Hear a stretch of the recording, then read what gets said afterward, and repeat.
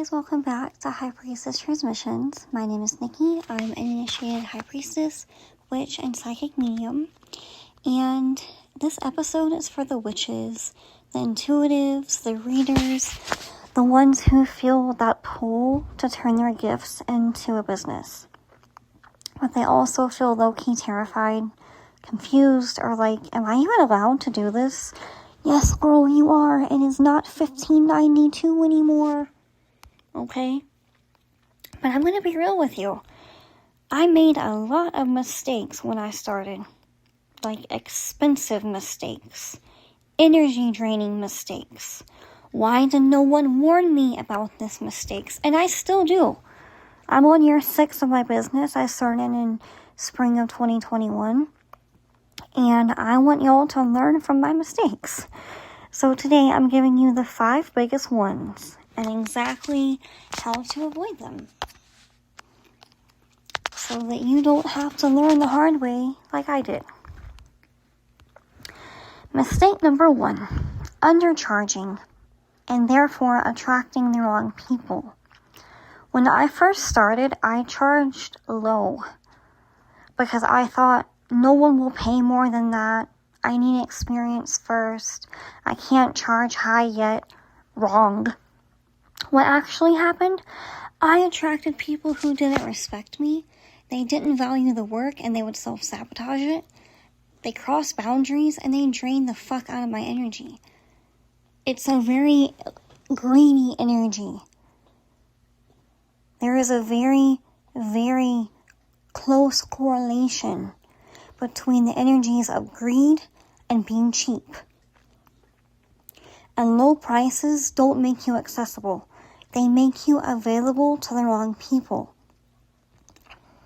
How to avoid this? Price based on energetic exchange and capacity, not insecurity.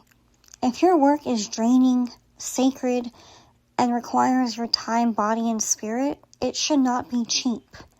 You don't need 100 clients. You need the right ones. Okay, and my spirit's in my ear right now. If you are just getting started, number 1, you should have a very, very strong connection with your spirits, with your ancestors and your spirit guides. And if you work with any deities, okay, because you're going to need their backup, and it's going to help you to have them in your corner. But ask them what they think appropriate prices are, because they'll tell you straight up. Okay. Number 2, no boundaries equals spiritual burnout. I used to answer messages at all hours. I used to take last minute sessions and overextend myself. Basically, no structure, just vibes, and it burned me out quick.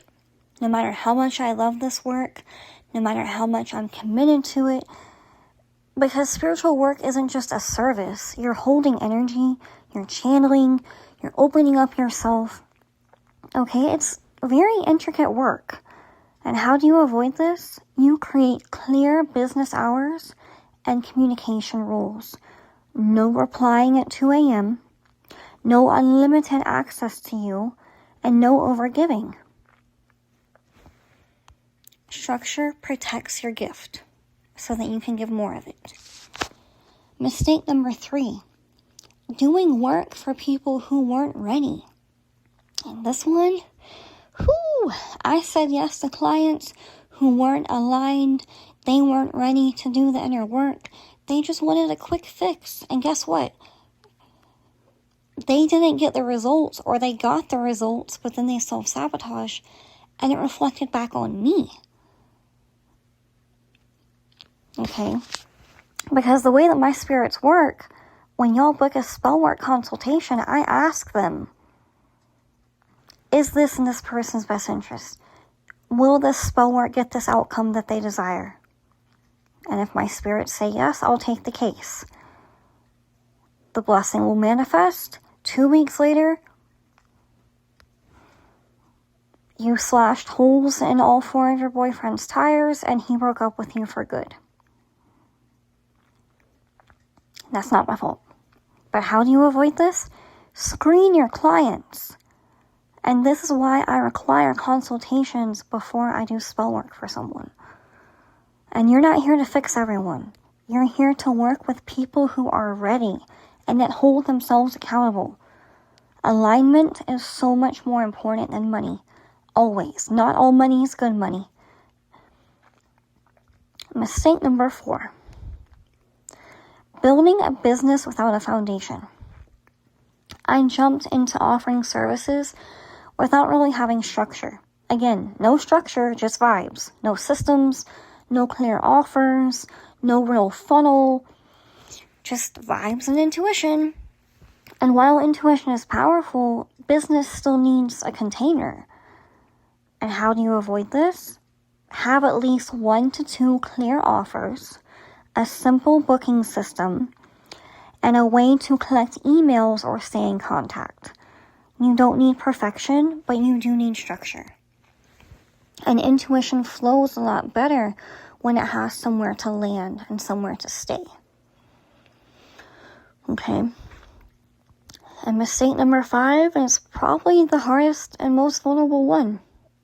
Seeking validation before owning my power. I doubted myself constantly. Am I good enough? What if people don't believe in me? What if I'm not ready? So I held back, I played small, I watered myself down, I tried to cater to everybody, and that delays everything. And how do you avoid this? You don't become confident first. You become confident by moving, by doing the damn thing, by being afraid and being anxious and being super uncomfortable and showing the fuck up anyway. You show up, you speak, and you own your space. Your authority comes from embodiment, not permission. Okay. And if you're feeling called to start your spiritual business, this is your sign, but also your reminder. This path is powerful and it's so rewarding, but it can also be very draining if you're not careful, and it requires responsibility, and you're going to make mistakes. Okay? I still make mistakes. Y'all, ever since January 1st of this year, the things that I'm learning about business that I hadn't even paid attention to before, the mistakes that I'm catching that I've been making, the pivots that I'm having to take. The first 5 years, I wasn't doing any of these things. Right? But things change. But it requires a lot of responsibility and personal accountability to your clients, to your energy, to your spirits, and to yourself. Do it right from the beginning, and you will save yourself so much time and stress, and honestly, so much heartbreak.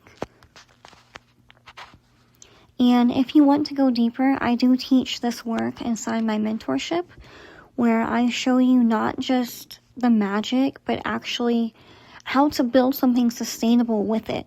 It's not a business course, okay? But as I'm teaching you your spiritual foundation and the foundations of witchcraft and tarot, I'm also giving you tips along the way on how to apply that work if you're doing it for someone else. Because it's a whole different ballgame. Going from doing readings and spell work for just you, to doing it for your friends and family, and then to doing it professionally. It's a whole different world. But I'll put everything in the description. And I love y'all so much. And I'll see you in the next episode. Bye.